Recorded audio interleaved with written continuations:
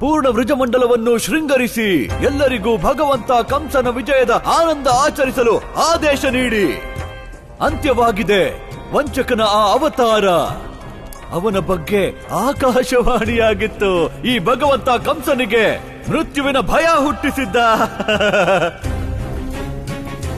ಮತ್ತು ಇದೆಲ್ಲವೂ ನಿನ್ನಿಂದಾಗಿಯೇ ಸಾಧ್ಯವಾಗಿದೆ ಕೇಶಿ. ಯಾವ ಕಾರ್ಯವನ್ನು ನನ್ನ ಘಟಾನುಘಟಿ ಅಸುರರು ಮಾಡಲಾಗಲಿಲ್ಲವೋ ಅದನ್ನು ನೀನು ಮಾಡಿ ತೋರಿಸಿದೆ. ನೀನು ಬರುತ್ತಲೇ ನನ್ನ ಆ ಪರಮ ಶತ್ರು ವಿಷ್ಣು ಪರಾಜಿತನಾದ. ನೀನು ನನ್ನ ಪಾಲಿಗೆ ಶುಭ. ಇದು ಸತ್ಯವಾಗಿರಲಾರದು. ನಮ್ಮ ಬಹುದೊಡ್ಡ ಆಸರೆಯೇ ಕೃಷ್ಣ. ಕೃಷ್ಣನ ಮೃತ್ಯುವಾಗಲು ಸಾಧ್ಯವಿಲ್ಲ. ಏನಾದರೂ ಹೇಳಿದೆಯಾ ಅಸ್ತಿ? ಏನಾಯಿತು? ನಿನಗೆ ಸಂತೋಷವಾಗಿಲ್ಲವೇ? ಇಲ್ಲ ಭಗವಂತ, ನನಗೆಷ್ಟು ಸಂತೋಷವಾಯಿತೆಂದರೆ ನಿನಗೆ ತಿಳಿಯುತ್ತಿಲ್ಲ ಹೇಗೆ ವ್ಯಕ್ತಪಡಿಸಬೇಕೆಂದು, ಅಲ್ಲವೇ? ನಾನು ಹೇಳುತ್ತೇನೆ, ಹೊಸ ಹೊಸ ವೇಷಭೂಷಣ ಧರಿಸು, ಆಭರಣ ಧರಿಸು, ಶೃಂಗರಿಸಿಕೋ, ನೃತ್ಯ ಮಾಡು. ನಿನಗೆ ಸದಾ ಸೌಭಾಗ್ಯವತಿಯಾಗಿರುವ ವರದಾನ ಪ್ರಾಪ್ತಿಯಾಗಿದೆ ಅಸ್ತಿ. ನಿನಗಿಂತ ಭಾಗ್ಯಶಾಲಿ ಸ್ತ್ರೀ ಜಗತ್ತಿನಲ್ಲೇ ಇಲ್ಲ. ಅವನು ಅಲ್ಲಿ. ವಿಷ್ಣುವಿನ ಅರ್ಧಾಂಗಿನಿ ಪತ್ನಿ ಲಕ್ಷ್ಮಿಗೂ ನಿನ್ನ ಮೇಲೆ ಈರ್ಷೆಯಾಗಿರಬಹುದು. ಓ ವಂಚಕ, ನೋಡಿದೆಯಾ? ನನಗೆ ಮಥುರೆಯಿಂದ ಹೋಗಬೇಕಿರಲಿಲ್ಲ, ಅಥವಾ ಅವನು ಇಲ್ಲಿಗೆ ಬರಬೇಕಾಗಲಿಲ್ಲ. ಇಲ್ಲಿ ಕುಳಿತಿರುವಂತೆ ನಿನ್ನ ಆ ಪರಮಾವತಾರಿಗೆ ಪರಮಗತಿ ದೊರಕಿತು, ಸದ್ಗತಿ ದೊರಕಿತು.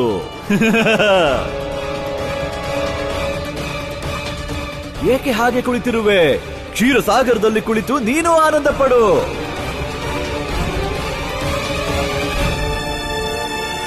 ವೃಂದಾವನವಾಸಿಗಳು ತಮ್ಮ ಕೈಯಾರೆ ನನ್ಗೆ ತಿನ್ಸೋದೆಲ್ಲ ಬೇಕು. ಆಗ ಮಾತ್ರ ನನ್ನ ಹಸುವು ಕಡಿಮೆ ಆಗುತ್ತೆ. ಕಂದ, ಇದು ನಿನಗ್ ವೃಂದಾವನ ಜನರ ಮೇಲಿರೋ ಪ್ರೀತಿನೋ ಅಥವಾ ಪಾಯಸ ತಿಂದೇ ಇರೋಕ್ ಹೊಸ ನಾಟಕನೋ ಹೇಳು? ಅಮ್ಮ, ನಿನ್ ಕೈಯಿಂದ ಊಟ ಮಾಡೋ ತನಕ ನನ್ ಭೋಜನ ಹೇಗ್ ಪೂರ್ತಿ ಆಗೋಕ್ ಸಾಧ್ಯ? ನಿನ್ನ ಈ ಖೀರಂತೂ ಖಂಡಿತ ತಿಂತೀನಿ ಅಮ್ಮ. ಆದ್ರೆ ವೃಂದಾವನ ಜನರು ಕೊಟ್ಟಿದ್ದಲ್ಲ ತಿಂದ ನಂತರ. ಬನ್ನಿ ಬನ್ನಿ ಅಜ್ಜಿ, ಬನ್ನಿ ಗೋಪಿಕೆರೆ, ಎಲ್ಲಾರೂ ಬನ್ನಿ. ನೋಡಿ, ಇವತ್ತು ಕೃಷ್ಣಂಗೆ ನೀವು ಮಾಡಿರೋ ಭೋಜನ ತಿನ್ನಿಸ್ಬೇಕು. ರಾಧೆ, ಆದ್ರೆ ನಿನ್ಗೆ ಹೇಗ್ ಗೊತ್ತಾಯ್ತು ಈ ವಿಷಯ? ಗೊಲ್ಲ, ನಾನು ರಾಧೆ.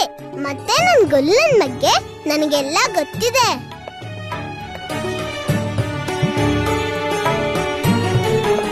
ಬನ್ನಿ ಅಜ್ಜಿ, ನೀವು ಕೃಷ್ಣಂಗೋಸ್ಕರ ಪ್ರೀತಿಯಿಂದ ಮಾಡಿರೋದನ್ನ ನನ್ ಗೊಲ್ಲಂಗ್ ಸ್ವಲ್ಪ ತಿನ್ಸಿ.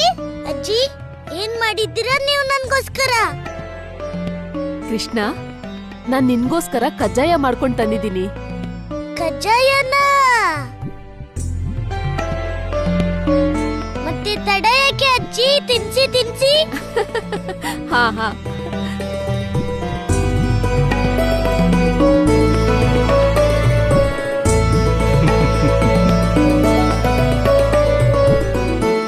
ನಾರಾಯಣ ನಾರಾಯಣ. ಮಾತೆ, ನಮ್ಮ ಪ್ರಭು ಇದೆಂತಹ ಮಾಯೆ ರಚಿಸುತ್ತಿದ್ದಾರೆ? ದೇವರ್ಷಿ, ನಾವೇನನ್ನು ಪ್ರಭುವಿನ ಮಾಯೆ ಎನ್ನುವೆವೋ ಅದು ನಿಮ್ಮ ಪ್ರಭುವಿನ ಯೋಜನೆಯಾಗಿರುತ್ತದೆ. ಎಂತಹ ಕಾರ್ಯವೆಂದರೆ ಅದರ ಕಾರಣವನ್ನು ನಾವು ಅರಿಯಬೇಕಾದರೆ ತಮ್ಮ ಪ್ರಭು ಸ್ವತಃ ಅದನ್ನು ನಮ್ಮೆಲ್ಲರ ಮುಂದಿಡಬೇಕು. ಸತ್ಯವಚನ ದೇವಿ, ಸತ್ಯವಚನ. ನಾರಾಯಣ ನಾರಾಯಣ. ತಿನ್ನು. ಅಮ್ಮ, ಹೊಟ್ಟೆ ತುಂಬೋಯ್ತು. ಅಮ್ಮ, ನನ್ಗೆ ತುಂಬಾ ನಿದ್ರೆ ಬರ್ತಿದೆ. ಈಗ ನಾನ್ ಮಲ್ಗಕ್ ಹೋಗ್ತೀನಿ. ಕಂದ, ನೀನ್ ಯಾವಾಗಿಂದ ಇಷ್ಟು ಬೇಗ ಮಲಗ್ತಿದ್ಯಾ? ಅಜ್ಜಿ, ಗೋಪಿಯರಿ, ನಿಮ್ ಭೋಜನ ಬಹಳ ರುಚಿಯಾಗಿತ್ತು. ನನ್ ಮಲ್ಗಕ್ ಹೊರಟೆ.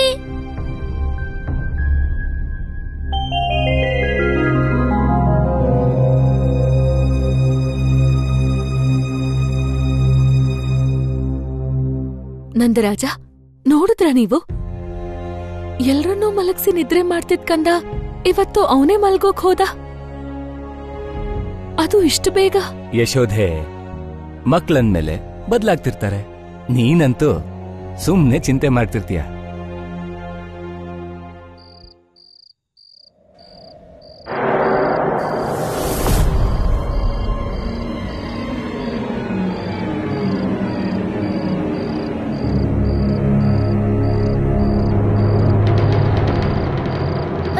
ಅಯ್ಯೋ ನನ್ಗೇನಾಗ್ತಿದೆ? ಬಹುಶಃ ಇದು ನನ್ ಕಾಲಕೂಟ ವಿಷನ ಕೊಡ್ತಿದ್ದಕ್ಕೆ.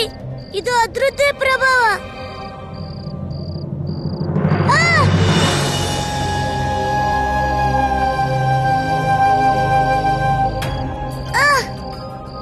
ನಿಧಾನವಾಗಿ ನನ್ನ ಶಕ್ತಿನೂ ಕಡಿಮೆ ಆಗ್ತಾ ಹೋಗ್ತಿದೆ.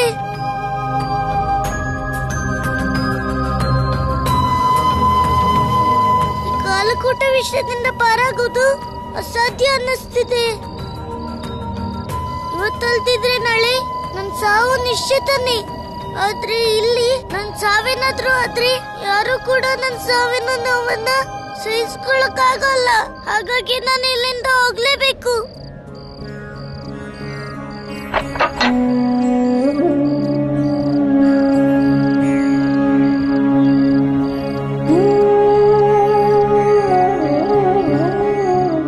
ನನ್ನ ಕ್ಷಮಿಸ್ಬೇಡ ರಾಧೆ. ನಾನು ನಿನ್ಗೆ ಹೇಳ್ದೇನೆ ಹೋಗ್ತಿದ್ದೀನಿ. ನಾನ್ ನಿನ್ಗೇನಾದ್ರೂ ಹೇಳ್ಬಿಟ್ಟು ಹೋದ್ರೆ ನೀನ್ ಖಂಡಿತ ನನ್ನ ಹೋಗಕ್ ಬಿಡಲ್ಲ.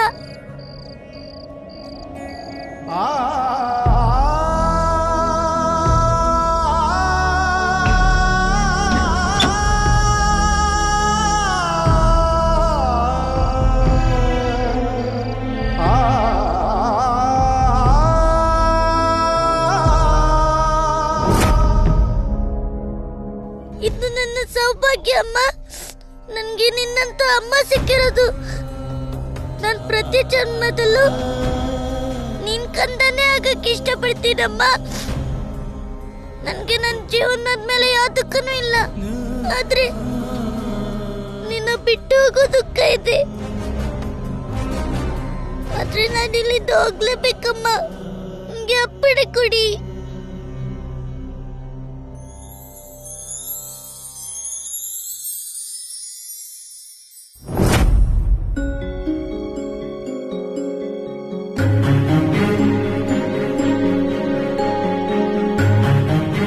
ಏನಾಯ್ತು ಯಶೋದೆ? ನಂದರಾಜ, ನನಗನ್ನಿಸ್ತು ನನ್ ಕಂದ ಇಲ್ಲೇ ಇದ್ದ ಅಂತ. ಇಲ್ಲ ಯಶೋದೆ, ಕೃಷ್ಣ ಅವನ್ ಕೋಣೆಯಲ್ಲಿದ್ದಾನೆ. ಆದ್ರೆ ಯಶೋದೆ, ಇದು ನಿನಗೆ ಕೃಷ್ಣನ್ ಮೇಲಿರೋ ಪ್ರೀತಿ ಅಷ್ಟೇ. ಅದರಿಂದ ನಿನಗನ್ಸುತ್ತೆ ಅವನು ಯಾವಾಗ್ಲೂ ನಿನ್ನ ಹತ್ರನೇ ಇದ್ದಾನೆ ಅಂತ. ಮಲ್ಗು. ಅವನು ತನ್ನ ಕೋಣೆಯಲ್ಲಿ ಮಲಗಿದಾನೆ.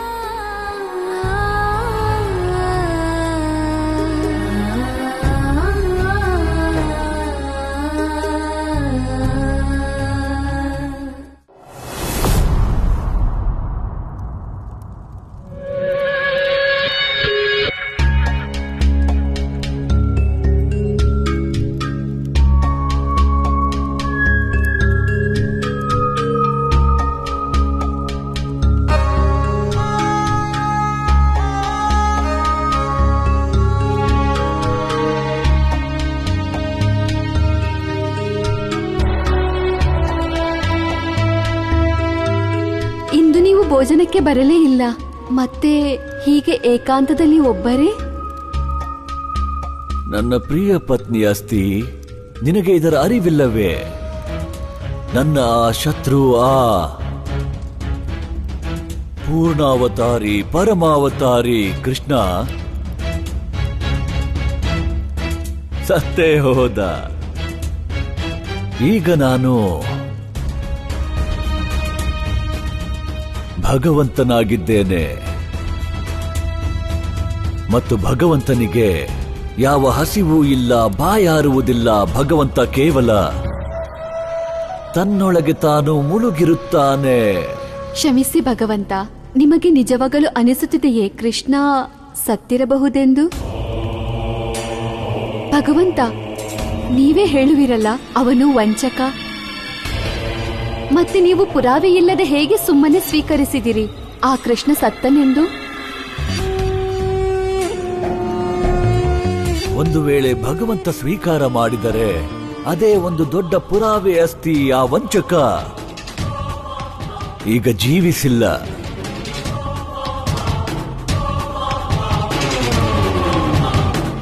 ಒಂದು ವೇಳೆ ಅವನು ಜೀವಂತವಾಗಿದ್ದರೆ ತನ್ನ ಅಂತಿಮ ಉಸಿರೆಳೆಯುತ್ತಿರುತ್ತಾನೆ.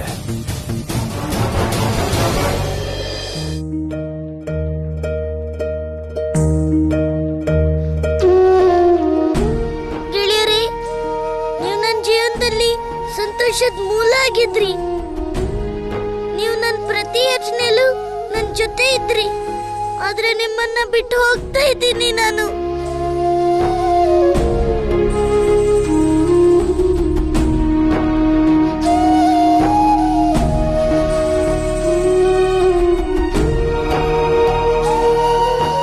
ಯಾರು ಬಂದಿದ್ರು?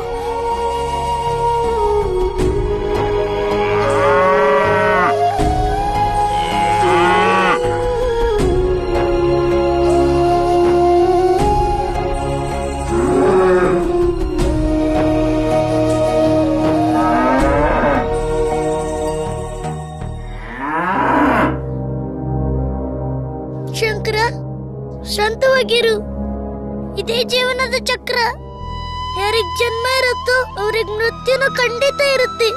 ಕಾರಣ ಏನೇ ಇರ್ಲಿ, ನಂಗೆ ಪ್ರೀತಿಯಿಂದ ವಿದಾಯ ಹೇಳು. ನಾನ್ ನಿಮ್ಗೆಲ್ಲ ಅಂತಿಮ ವಿದಾಯ ಹೇಳಕ್ ಬಂದಿ.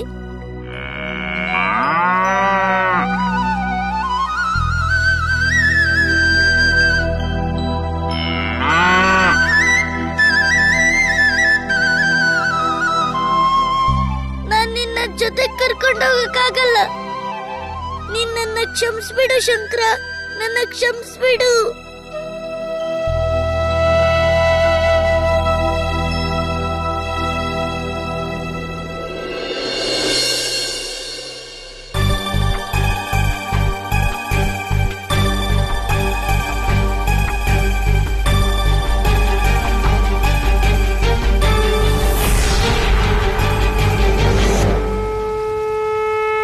ಹೇ ಪರಮಾವತಾರಿ ಶ್ರೀಕೃಷ್ಣ, ನೀವು ಜಗತ್ತಿನ ರಕ್ಷಣೆಗಾಗಿ ಕಾಲಕೂಟ ವಿಷವನ್ನೇ ಧಾರಣೆ ಮಾಡಿದಿರಿ. ನೀವು ಧನ್ಯರು ಪ್ರಭು. ನನ್ನ ಪ್ರಣಾಮ ಸ್ವೀಕಾರ ಮಾಡಿ.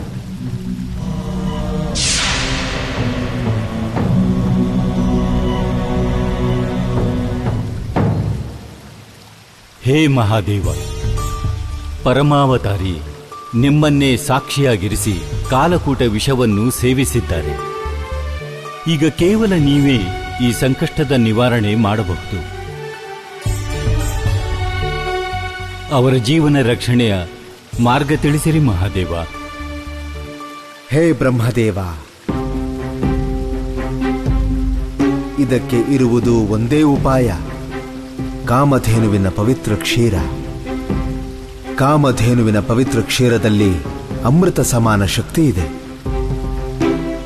ನಾನು ಕಾಲಕೂಟ ವಿಷವನ್ನು ಧಾರಣೆ ಮಾಡಲು ಸಾಧ್ಯವಾಗಿದ್ದೇಕೆಂದರೆ ನನ್ನ ಅಭಿಷೇಕವು ಕಾಮಧೇನುವಿನ ಪವಿತ್ರ ಕ್ಷೀರದಿಂದಾಗುತ್ತದೆ. ಅಂದರೆ ನಾವೆಲ್ಲರೂ ಪರಮಾವತಾರಿ ಶ್ರೀಕೃಷ್ಣನಿಗೆ ಕಾಮಧೇನುವಿನ ಕ್ಷೀರಾಭಿಷೇಕ ಮಾಡಬೇಕು.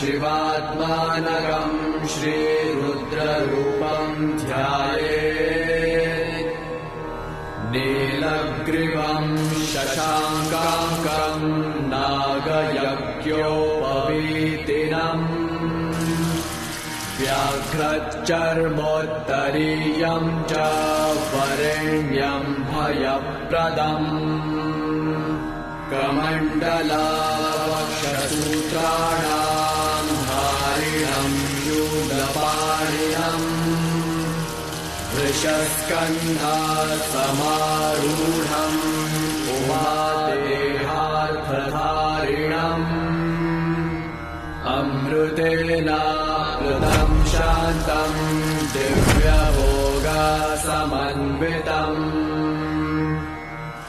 दिग्देवता समायुक्तं सुरासुरनमस्कृतम् एवं ध्यात्वा द्विजः सम्यक् ततो यजनमारभेत्।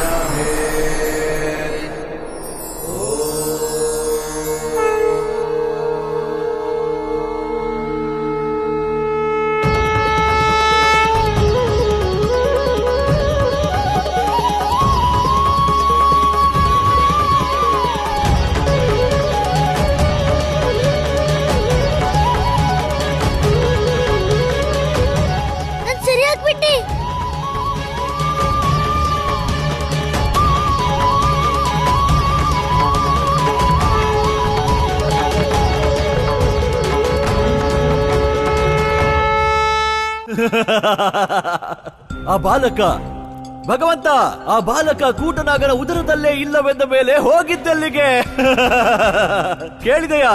ಅದೃಶ್ಯನಾದರೆ ನಿನಗೆ ನಿನ್ನ ಜೀವದ ಮೇಲೆ ಪ್ರೇಮವಿದೆಯೇ, ಅಥವಾ ನೀನು ಆ ಚಾಣೂರನ ಹಾಗೆ ಕೂಟನಾಗ ಮತ್ತು ಭಗವಂತ ಕಂಸನ ಅಪಹಾಸ್ಯ ಮಾಡುತ್ತಿರುವೆಯಾ? ಇಲ್ಲ ಇಲ್ಲ ಭಗವಂತ, ನಾನು ನಿಮ್ಮ ದಾಸ.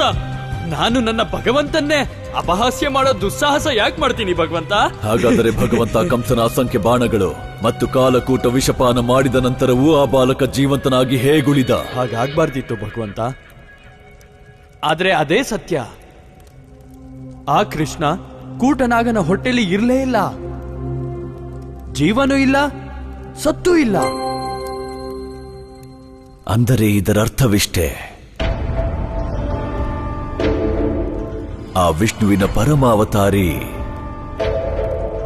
ಕೂಟನಾಗನ ಉದರದಲ್ಲೇ ಉರಿದು ಭಸ್ಮವಾದನು.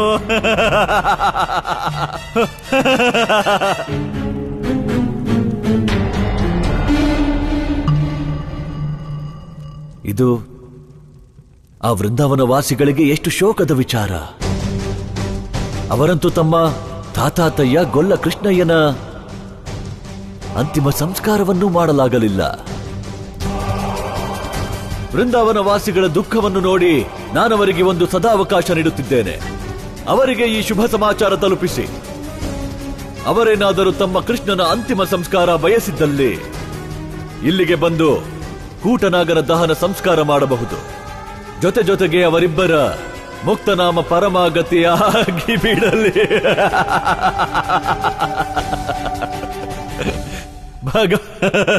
ಕಂಸ,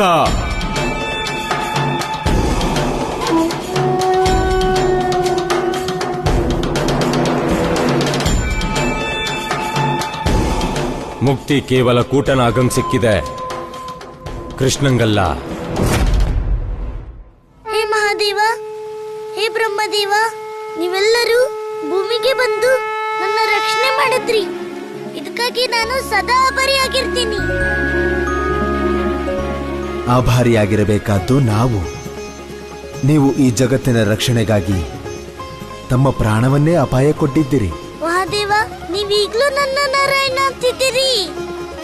ಆದ್ರಿ ನಾನೊಬ್ಬ ಸಾಧಾರಣ ಗೊಲ್ಲ, ಮತ್ತೆ ನನ್ನ ಅಮ್ಮನ್ ಕಂದ ಕೃಷ್ಣ.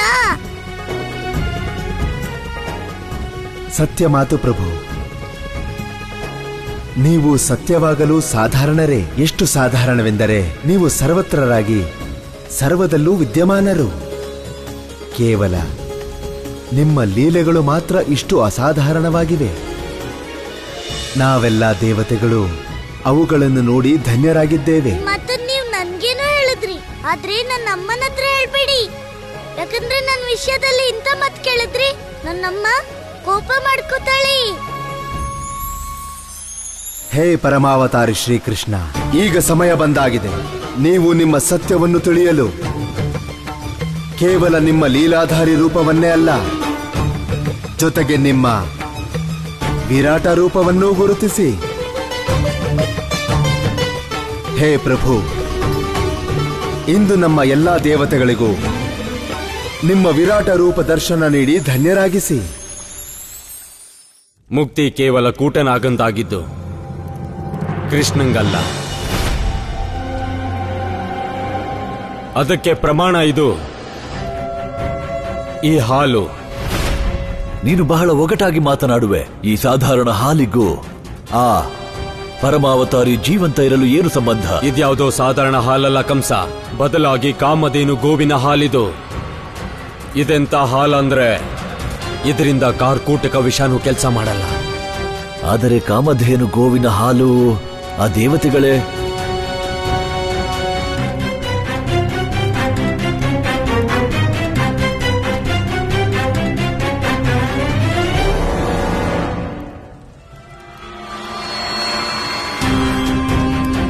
ಇದರ ಅರ್ಥ ದೇವತೆಗಳು ಸೇರಿಕೊಂಡು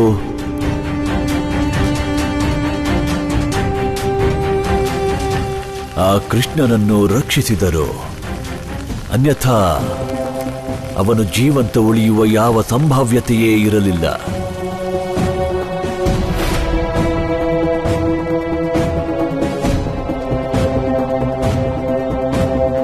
ಇಂದು ಇದು ಮತ್ತೆ ಸಿದ್ಧವಾಯಿತು.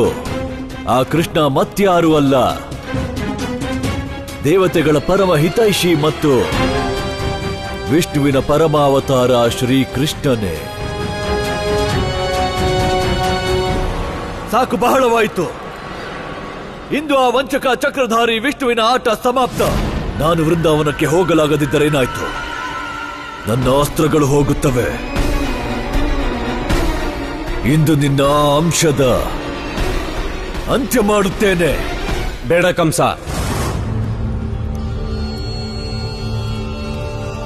ಈ ಸಮಯ ಕೋಪ ಮಾಡ್ಕೊಳ್ಳೋದಲ್ಲ ಕಂಸ. ಸಮಸ್ತ ದೇವತೆಗಳು ಈ ಭೂಮಿ ಮೇಲೆ ಬರೋದು ಯಾವುದೋ ಸಾಧಾರಣ ಘಟನೆ ಆಗಿರೋದಿಲ್ಲ. ನೀನು ಪರಮಾವತಾರಿನಲ್ಲ, ಬದಲಿಗೆ ಅವನ ಶಕ್ತಿನ ನಾಶ ಮಾಡಬೇಕಾಗಿದೆ. ವಿಷ್ಣು ಸದಾ ಈ ಭೂಮಿ ಮೇಲೆ ಧರ್ಮ, ಕರ್ಮ ಮತ್ತು ಪ್ರೇಮದ ಸ್ಥಾಪನೆ ಮಾಡೋದಕ್ಕಾಗಿ ಅವತಾರ ಎತ್ತೋದು. ನಾವು ಜನರ ಮಧ್ಯೆ ಪ್ರೇಮ, ಸದ್ಭಾವನೆ ಮತ್ತು ಈ ಜಗತ್ತಿನ ವ್ಯವಸ್ಥೆಯನ್ನೇ ನಾಶ ಮಾಡಿ ಹಾಕೋದ್ರಿಂದ ಆಗ ವಿಷ್ಣುವಿನ ಆ ಅಂಶದ ಜೀವನವು ತಾನಾಗೆ ನಾಶ ಆಗ್ಬಿಡತ್ತೆ. ಅರ್ಥವಾಯ್ತು, ಅರ್ಥವಾಯ್ತು, ಅರ್ಥವಾಯ್ತು. ಅಂದರೆ ವಿಷ್ಣುವಿನ ಆ ಪರಮಾವತಾರದ ಅಂತ್ಯ ಮಾಡಲು ಮೊದಲು ಆತ ಮಾಡಿದ್ದ ಧರ್ಮ ಕರ್ಮದ ವ್ಯವಸ್ಥೆಯನ್ನೇ ನಾಶ ಮಾಡಬೇಕು. ಏನು ಮಾಡಬೇಕೆಂದರೆ ಯಜ್ಞ, ಯೋಗ, ತಪಸ್ಸು, ಸಿದ್ಧಿ, ಸಾಧನೆ, ಪೂಜೆಗಳಲ್ಲಿ ಜನರ ವಿಶ್ವಾಸ ನಾಶವಾಗಿ ಮತ್ತು ಜನರು ಧರ್ಮದ ತ್ಯಾಗ ಮಾಡಿ ಅಧರ್ಮದ ಪೂಜೆ ಮಾಡಬೇಕು. ಮತ್ತು ಎಲ್ಲಿ ಅಧರ್ಮವೋ ಅಲ್ಲಿ ಭಗವಂತ ಕಂಸ.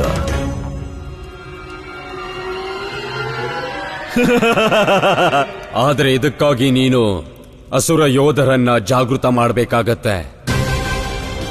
ಅದರಿಂದ ಅವರು ಈ ಜಗತ್ನಲ್ಲಿ ಅಧರ್ಮದ ರಾಜ್ಯ ಸ್ಥಾಪನೆ ಮಾಡಬೇಕು.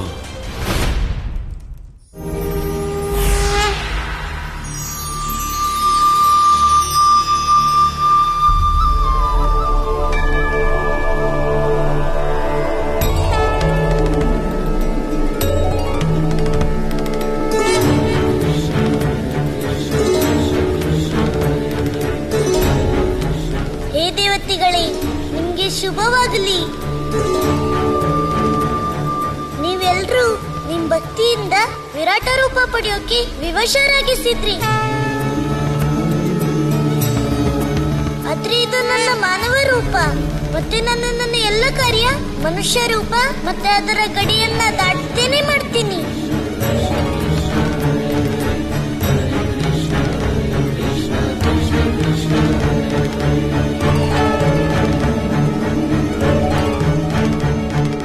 ಸರ್ವೇಶ್ವರ, ತನ್ನನ್ನೇ ಎಲ್ಲರ ದೇವರು ಎಂದುಕೊಳ್ಳುವ ವಿಷ್ಣು, ಈಗ ನಾನು ಬರುವುದಿಲ್ಲ ನಿನ್ನ ಸಾಯಿಸಲು. ನೀನೇ ಸ್ವತಃ ಹೊರಟು ಬರುವೆ ನನ್ನ ಬಳಿ ಸಾಯುವುದಕ್ಕಾಗಿ.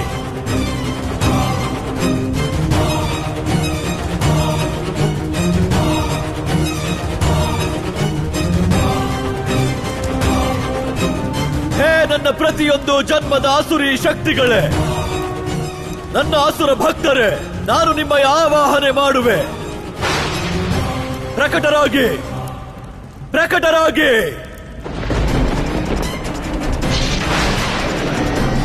ಓಂ ಕಂಸಾಯ ನಮಃ. ಓಂ ಕಂಸಾಯ ನಮಃ.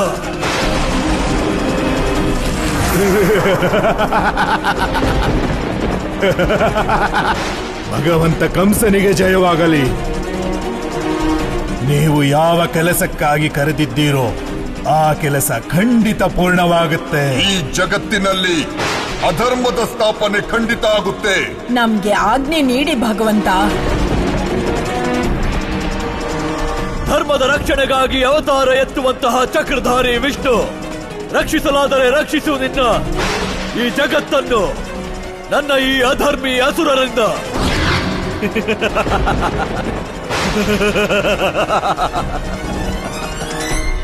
ಹೇ ನಾರಾಯಣ, ಇದು ನನ್ನ ಪರಮ ಸೌಭಾಗ್ಯವೇ ಸರಿ. ನನಗೆ ಕೇವಲ ನಿಮ್ಮ ಲೀಲೆಗಳಿಗೆ ಸಾಕ್ಷಿಯಾಗುವ ಸದಾವಕಾಶ ಮಾತ್ರವಲ್ಲ, ಜೊತೆಗೆ ಆ ಲೀಲೆಗಳನ್ನು ಲಿಪಿಬದ್ಧ ಮಾಡುವ ಸೌಭಾಗ್ಯವೂ ದೊರೆತಿದೆ.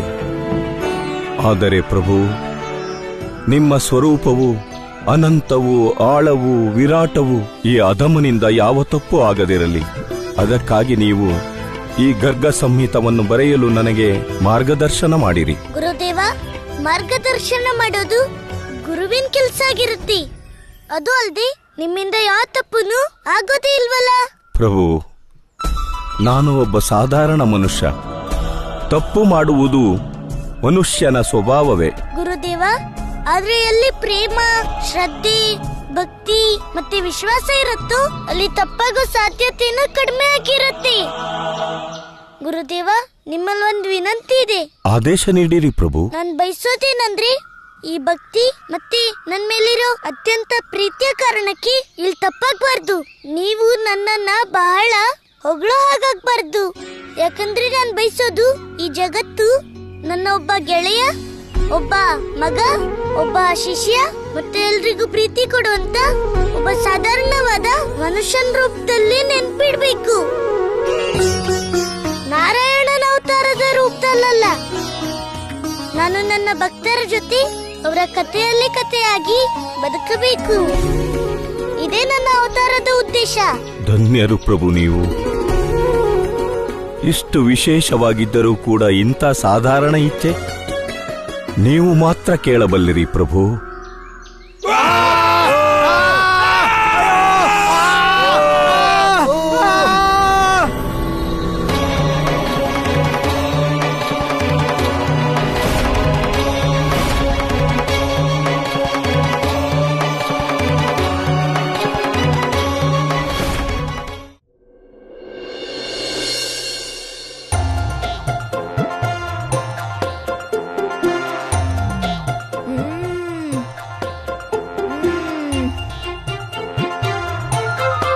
ಚಿಕ್ಕಮ್ಮ, ನೀವು ಮಾಡೋ ಲಾಡುಗಳ ರುಚಿನೇ ಹಾಗಿರುತ್ತೆ ನೋಡಿ. ಮನ್ಸು ಹೇಳುತ್ತೆ ತಿಂತಾನೆ ಇರು ಅಂತ.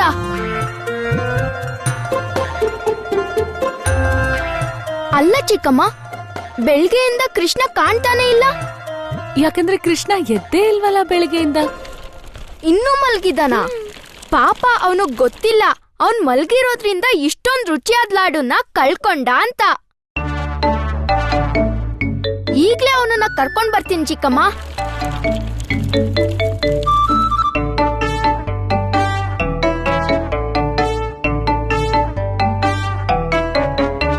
ಓ ಕೃಷ್ಣ, ಕೃಷ್ಣ, ಕೃಷ್ಣ!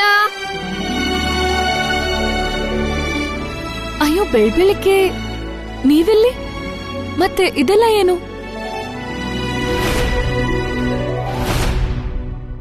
ನಾವು ಕೃಷ್ಣನ್ಗೆ ಇದನ್ನೆಲ್ಲ ತಿನ್ಸೋಕ್ ಬಂದಿದೀವಿ. ಭೋಜನ ತಿನ್ಸೋಕೆ? ನೀವೆಲ್ರೂ ನನ್ ಕಂದನಕ್ ತಿನ್ಸೋಕ್ ಬಂದಿದ್ದೀರಾ? ಅಂದ್ರೆ ನನ್ ಮನೇಲಿ ತಿನ್ನೋಕೇನೂ ಇಲ್ವಾ? ಅರೆ ನಂದರಾಣಿ, ನೀವು ಕೋಪ ಮಾಡ್ಕೋಬೇಡಿ. ನಿಮ್ಮನೆಯಂತೂ ಧನಧಾನ್ಯದಿಂದ ತುಂಬಿಕೊಂಡಿದೆ. ಯಾಕಂದ್ರೆ ಕೃಷ್ಣ ಪ್ರತಿದಿನ ನಿಮ್ ಕೈಂದ್ಲೇ ಭೋಜನ ಮಾಡೋದಲ್ವಾ? ಅದಕ್ಕೆ ನಾವ್ ಅಂದ್ಕೊಂಡ್ವಿ ಸ್ವಲ್ಪ ಸಮೃದ್ಧಿ ನಮ್ಮೆಲ್ರೂ ಮನೆಗೂ ಬರ್ಲಿ ಅಂತ. ನನಗೇನು ಅರ್ಥ ಆಗ್ತಿಲ್ಲ. ನಿಮ್ ಮಾತಿನ ಅರ್ಥ ಏನು? ಮಗಳೇ ಯಶೋದೆ, ನಿನ್ನೆ ರಾತ್ರಿ ನಾನ್ ಕೃಷ್ಣನ್ಗೆ ಕುಡಿಯೋದಿಕ್ಕೆ ಹಾಲ್ ಕೊಟ್ಟಿದ್ದೆ. ಮತ್ತೆ ಬೆಳಿಗ್ಗೆಯಿಂದ ನನ್ ದನ ಎಷ್ಟು ಹಾಲ್ ಕೊಟ್ಟಿದೆ ಅಂದ್ರೆ ಅದ್ರ ಹಾಲಿನ ಧಾರೆ ನಿಲ್ತಾನೇ ಇಲ್ಲ. ಮನೆಯ ಎಲ್ಲಾ ಪಾತ್ರೆ ಹಾಲಿಂದ ತುಂಬಿಕೊಂಡಿದೆ.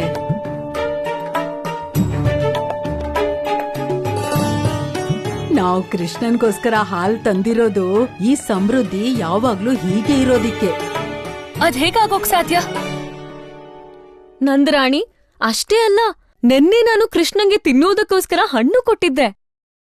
ಇವತ್ ಬೆಳಿಗ್ಗೆ ಹೋಗ್ ನೋಡಿದ್ರೆ ಆ ಮರ ಸಾಕಷ್ಟು ಹಣ್ಣುಗಳಿಂದ ತುಂಬಿಕೊಂಡಿದೆ.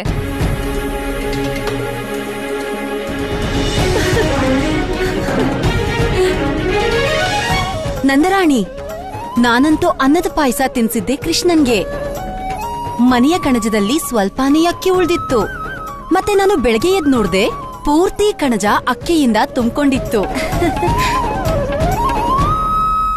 ನಾರಾಯಣ ನಾರಾಯಣ, ನನ್ನ ಪ್ರಭುವಿನದು ಇದೆಂತಹ ಮಾಯೆ ಮಾತೆ. ದೇವರ್ಷಿ, ಇದು ಪ್ರಭುವಿನ ಮಾಯೆಯಲ್ಲ, ಇದೇ ವಿಧಿಯ ವಿಧಾನ. ಈ ಜಗತ್ತಿನಲ್ಲಿ ಯಾವ ವಸ್ತು ಪ್ರಭುವಿಗೆ ಅರ್ಪಣೆ ಮಾಡಲಾಗುವುದೋ ಅದರ ವೃದ್ಧಿ ಆಗಲೇಬೇಕಲ್ಲ. ನೀವು ಸತ್ಯ ಹೇಳುತ್ತಿದ್ದೀರಿ ಮಾತೆ. ನಾರಾಯಣ ನಾರಾಯಣ. ಏನಾಗಿದೆ ನಿಮ್ಮೆಲ್ರಿಗೂ? ಯಾಕೆಂತ ಹುಚ್ಚ ಮಾತಾಡ್ತಿದ್ದೀರಾ ನೀವು? ಇಲ್ಲ ನಂದರಾಣಿ, ಇದು ನಿಜಾನೇ. ಅದಕ್ಕಾಗೆ ನಾವು ಕೃಷ್ಣನ ನೋಡೋಕ್ ಬಂದಿದ್ದು. ಹೌದು ನಂದರಾಣಿ, ಕೃಷ್ಣನ ಕರಿಯಮ್ಮ.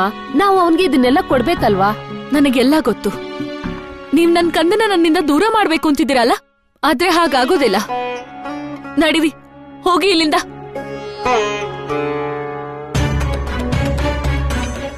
ಕೃಷ್ಣ ನನ್ನ ಕಂದ, ಮತ್ತೆ ಅವನಿಗೆ ನಾನ್ ಮಾತ್ರ ತಿನ್ನಿಸ್ಬೇಕು ಅಷ್ಟೇ. ನಂದರಾಣಿ, ನೀವೀಗ್ ಮಾಡ್ತಿರೋದ್ ಸರಿಯಾಗಿಲ್ಲ. ಹೌದು ನಂದರಾಣಿ, ನೀನ್ ಮಾಡ್ತಿರೋದ್ ಸರಿ ಇಲ್ಲ. ಹಾ ನಂದರಾಣಿ, ನೀನ್ ಮಾಡ್ತಿರೋದು ಸರಿ ಇಲ್ಲ. ಕೃಷ್ಣ ನನ್ನ ಕಂದ, ಅವನಿಗೆ ಯಾವ್ದ್ ಸರಿ ಯಾವ್ದ್ ತಪ್ಪು ಇದ್ರ ನಿರ್ಧಾರ ನಾನ್ ಮಾಡ್ತೀನಿ, ಇಡೀ ವೃಂದಾವನ ಅಲ್ಲ. ಹೋಗಿ ಹೊರಟೋಗಿ ಇಲ್ಲಿಂದ, ಹೋಗಿ.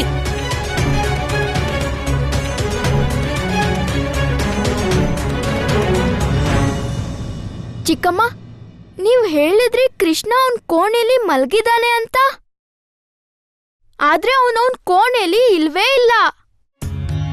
ಕೋಣೆಲಿಲ್ವಾ? ಮತ್ತೆಲ್ಲ ಹೋದ ಈ ಕೃಷ್ಣ ಅಂತೂ? ಚಿಕ್ಕಮ್ಮ, ಕೃಷ್ಣನ್ ಲೀಲೆ ಕೃಷ್ಣನ್ಗೆ ಗೊತ್ತು. ಲಾಡು. ಋಷಿವರ್ಯ, ನೀವ್ ಇದೇನ್ ಹೇಳ್ತಿದ್ದೀರಾ? ನೀವು ಈ ವೃಂದಾವನದ ಬಿಟ್ಟು ಹೋಗ್ಬೇಕಂತಿದ್ದೀರಾ? ಈಗ ನೀವಿಲ್ಲಿಂದ ಹೊರಟೋದ್ರಿ, ಆಗ ಧರ್ಮ ಕರ್ಮದ ಕೆಲ್ಸ ಯಾರ್ ಮಾಡ್ತಾರೆ? ಕೃಷ್ಣ, ಈಗ ನಾವ್ ಇಲ್ಲೇ ಉಳ್ಕೊಂಡ್ರೆ ಜೀವಂತ ಉಳಿಯೋದೇ ಇಲ್ಲ. ಋಷಿವರ್ಯ, ನೀವ್ ಏನ್ ಹೇಳ್ತಿದ್ದೀರಾ? ಈ ವೃಂದಾವನದಲ್ಲಿ ನಿಮ್ ಜೀವನಕ್ಕೆ ಯಾವ ಸಮಸ್ಯೆ? ನಮ್ಗದೆಲ್ಲ ಗೊತ್ತಿಲ್ಲ ಕೃಷ್ಣ. ಅವನು ಯಾರು ಅಂತ, ಎಲ್ಲಿಂದ ಬರ್ತಾನೋ, ಎಲ್ಗೋಗ್ತಾನೋ. ಆದ್ರೆ ಯಾವಾಗ ನಾವು ನಮ್ಮ ಆಶ್ರಮದಲ್ಲಿ ಯಜ್ಞ ಇಲ್ಲ ಧಾರ್ಮಿಕ ಕಾರ್ಯಗಳಿಗೆ ಕೂತ್ಕೊಂಡಾಗ ಇದ್ದಕ್ಕಿದ್ದಂತೆ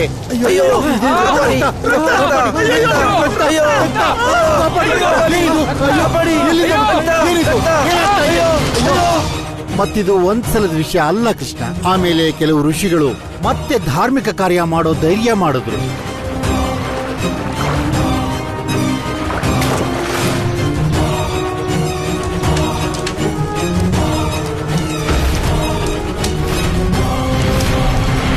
ಯಾರ್ ಮಾಡಕ್ಕಾಗತ್ತೆ ಈ ತರ ಘೋರ ಅನರ್ಥನ?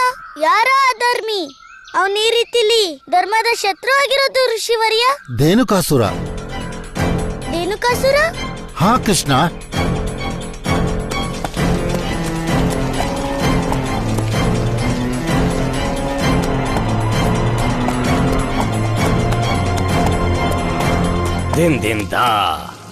ನನ್ನ ಹೆಸರು ಧೇನುಕಾಸುರ. ಮತ್ತಿದು ಕೊನೆಯ ಎಚ್ಚರಿಕೆ ನನ್ನಿಂದ. ಬಿಟ್ಬಿಡಿ ವೃಂದಾವನ, ಬಿಟ್ಬಿಡಿ ಧರ್ಮ ಕರ್ಮನ. ಯಾಕಂದ್ರೆ ಯಾರ್ ಧರ್ಮದ ಮಾರ್ಗದಲ್ಲಿ ಹೋಗ್ತಾರೋ ಅವರು ಸಾಯ್ತಾರೆ. ಆ ರಾಕ್ಷಸ ಇದೇ ಹೆಸರೇ ಹೇಳಿದ್ದು. ತುಂಬಾ ಬಿರುಸಾಗಿ ಎಚ್ಚರಿಕೆನೂ ಕೊಟ್ಟ. ನಮ್ಮಲ್ಲೀಗ ಯಾರಾದ್ರೂ ಇಲ್ಲೇ ಇದ್ರೆ ಎಲ್ರನ್ನೂ ಕೊಂದು ಬಿಡ್ತಾನಂತೆ. ಋಷಿವರ್ಯ, ನಿಮ್ಮೆಲ್ರ ಚಿಂತೆ ಅರ್ಥ ಆಗ್ತಿದೆ. ಆದ್ರೆ ಅಧರ್ಮದ ಭಯಕ್ಕೆ ಧರ್ಮ ಯಾವಾಗ ಸತ್ತಿದೆ? ಸೋಲಿನ ವಿಷಯ ಅಲ್ಲ ಕೃಷ್ಣ, ವಿಷಯ ಜೀವದ್ದಾಗಿದೆ. ನಮಗ್ ಜೀವನೇ ಇಲ್ಲ ಅಂದ್ರೆ ನಾವು ಧರ್ಮ ಕಾರ್ಯ ಹೇಗ್ ಮಾಡೋದು?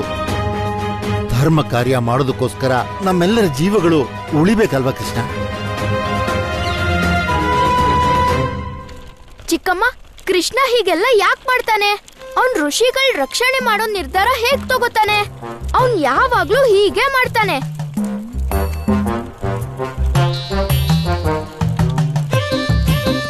ಚಿಕ್ಕಮ್ಮ, ನೀವ್ ಕೇಳಿಸ್ಕೊತಾ ಇದ್ದೀರಾ ಅಲ್ವಾ?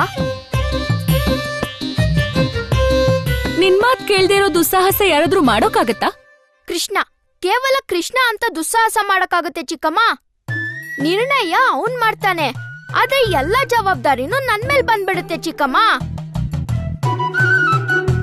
ಅವನಿಂದಾಗಿ ನಾನು ದಿನ ಪೂರ್ತಿ ವ್ಯಾಯಾಮ ಮಾಡ್ಬೇಕಾಗುತ್ತೆ, ಮತ್ತೆ ಗದ್ದೆನೂ ಬಳಸ್ಬೇಕಾಗುತ್ತೆ. ವ್ಯಾಯಾಮನ ಮಾಡೋದಕ್ಕೆ ನನ್ಗೆ ಯಾವ ಕಷ್ಟನೂ ಇಲ್ಲ, ಆದ್ರೆ ನಿರ್ಧಾರನೂ ನಂದೇ ಆಗಿರ್ಬೇಕಲ್ವಾ? ಅವನ್ಗಿಂತ ನಾನ್ ದೊಡ್ಡವನು ಅಲ್ವಾ ಚಿಕ್ಕಮ್ಮ? ಗೋಪಿಕಾ, ಉಪ್ಪೆಲ್ಲ ಸರಿ ಇದ್ಯಾ? ಚಿಕ್ಕಮ್ಮ, ನಾನ್ ನೋಡಿದ್ರೆ ನಿಮ್ ಹತ್ರ ಇಷ್ಟು ದೊಡ್ಡ ಪ್ರಶ್ನೆ ಕೇಳ್ತಾ ಇದ್ದೀನಿ, ಆದ್ರೆ ನಿಮ್ಗೆ ಉಪ್ಪಿನ ಚಿಂತೆನಾ? ಬಲರಾಮ, ಉಪ್ಪಿನಕಾಯಲ್ಲಿ ಉಪ್ಪು ಸರಿಯಾಗಿರೋದು ತುಂಬಾನೇ ಅವಶ್ಯಕ, ಇಲ್ಲಾಂದ್ರೆ ರುಚಿ ಹಾಳಾಗ್ ಹೋಗುತ್ತೆ. ತಗೋ, ಸ್ವಲ್ಪ ತಿಂದ್ ನೋಡು, ರುಚಿ ಸರಿ ಇದ್ಯಾ? ತಿನ್ನೋ ಅಂತ ವಸ್ತುಗಳನ್ನ ನಾನಂತೂ ಯಾವ ಬಾಯಿಂದ ಬೇಡ ಅಂತ ಹೇಳಿ.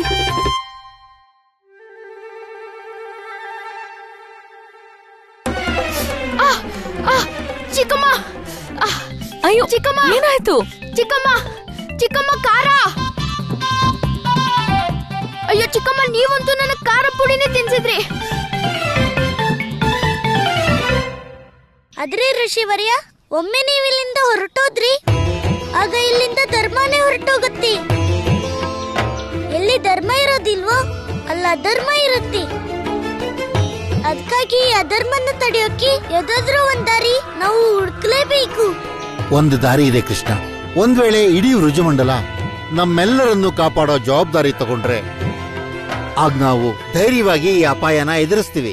ಋಷಿವರ್ಯ, ನನ್ನ ಪುತ್ರನ ಕೃಷ್ಣ ಪೂರ್ತಿ ವೃಂದಾವನ ಚಂದ್ರ ಕಡೆಯಿಂದ ನಿಮ್ಮೆಲ್ಲ ಋಷಿಗಣದ ರಕ್ಷೆಯ ಪೂರ್ತಿ ಜವಾಬ್ದಾರಿ ತಗೋತೀನಿ.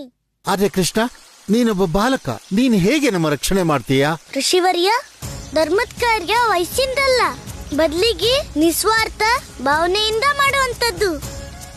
ಮತ್ಯಾರು ಧರ್ಮದ ರಕ್ಷಣೆ ಮಾಡ್ತಾರೋ ಧರ್ಮ ಅವರ ರಕ್ಷಣೆ ಸ್ವತಃ ಮಾಡುತ್ತೆ. ಅದಕ್ಕೆ ನಾನ್ ಯಶೋಧೇನಂದನ ಕೃಷ್ಣ ಮಾತ್ ಕೊಡ್ತೀನಿ, ಆ ಧೇನುಕಾಸುರ ನಾನಿರೋವರೆಗೂ ನಿಮ್ಮೆಲ್ಲರಿಗೂ ಯಾವ ಕೆಟ್ಟದ್ ಮಾಡಕ್ಕೂ ಆಗೋದಿಲ್ಲ. ಆದ್ರೆ ನಾನ್ ನಿಮ್ಮೆಲ್ಲರಲ್ಲೂ ಕೇಳ್ಕೊತೀನಿ, ಈಗ ನೀವೆಲ್ರೂ ವೃಂದಾವನನ ಬಿಟ್ಟು ಹೋಗ್ಬಿಡಿ. ನನ್ ಮೇಲೆ ನಂಬಿಕೆ ಇಡಿ. ನನ್ ಸಮಯ ಇದ್ದಾಗ್ಲೇ ಧೇನುಕಾಸುರನ್ ತಡೆಯೋಕೆ ಏನಾದ್ರೂ ಒಂದ್ ದಾರಿ ಖಂಡಿತ ಹುಡುಕ್ತೀನಿ.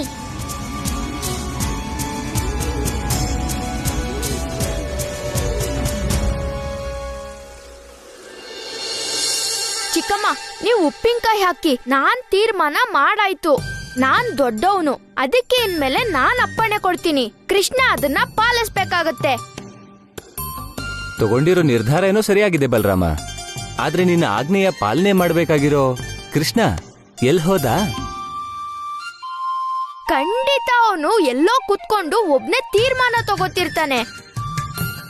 ಅವನು ಏನೋ ನಿರ್ಧಾರ ತಗೊಳ್ಳೋ ಮೊದ್ಲು ನಿನ್ನ ನಿರ್ಧಾರನ ಹೋಗಿ ಹೇಳ್ಬಿಡು. ಚಿಕ್ಕಪ್ಪ, ನೀವು ನಿಜ ಹೇಳ್ತಾ ಇದ್ದೀರಾ. ಈಗ ನಾನು ಹಾಗ್ ಮಾಡೋದೇ ಒಳ್ಳೇದು. ಗುರುದೇವ, ಒಂದ್ ವಿಷಯ ಅರ್ಥನೇ ಆಗ್ತಿಲ್ವಲ್ಲ. ಧೇನುಕಾಸುರ ಏನಾದ್ರೂ ಕಂಸ ಕಳ್ಸಿರೋ ರಾಕ್ಷಸನೇ ಆದ್ರಿ, ಆ ಧೇನುಕಾಸುರ ನನ್ ಮೇಲೆ ಆಕ್ರಮಣ ಯಾಕೆ ಮಾಡ್ತಾ ಇಲ್ಲ? ಹಾ ಪ್ರಭು, ನಿಮ್ಮ ಸತ್ಯ ತಿಳಿದ ನಂತರವೂ ಹೀಗೆ ಮೊದಲ ಬಾರಿಯಾಗಿದೆ ಅಸುರರು ನಿಮ್ಮ ಬದಲಾಗಿ ನಿಮ್ಮ ಭಕ್ತರ ಮೇಲೆ ಆಕ್ರಮಣ ಮಾಡಿದ್ದಾರೆ. ಖಂಡಿತ ಇದ್ರ ಹಿಂದೆ ಕಂಸಂಗೆ ದೊಡ್ಡ ಪ್ರಯೋಜನ ಇದೆ. ಗುರುದೇವ, ನಿಮ್ಮ ಯೋಗ ಶಕ್ತಿಯಿಂದ ನೀವು ಇದ್ರ ಪತ್ತೆ ಹಚ್ಚಲೇಬೇಕಾಗತ್ತೆ. ಅವಶ್ಯ ಪ್ರಭು.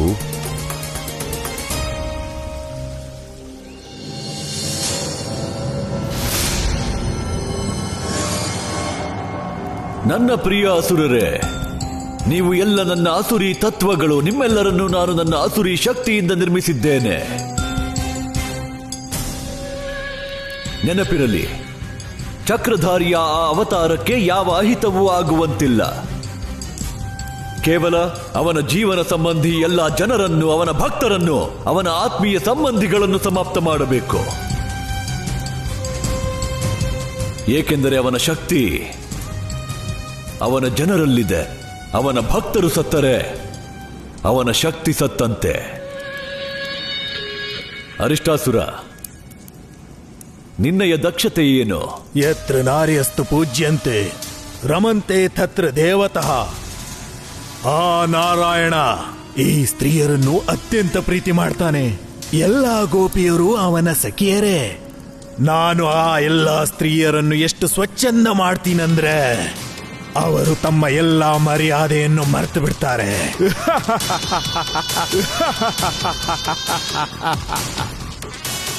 ಅವರಂತೂ ಪ್ರೀತಿ ಮಾಡೋಕ್ಕೂ ಯೋಗ್ಯರಿರಲ್ಲ, ಪೂಜೆ ಮಾಡೋದಕ್ಕೂ.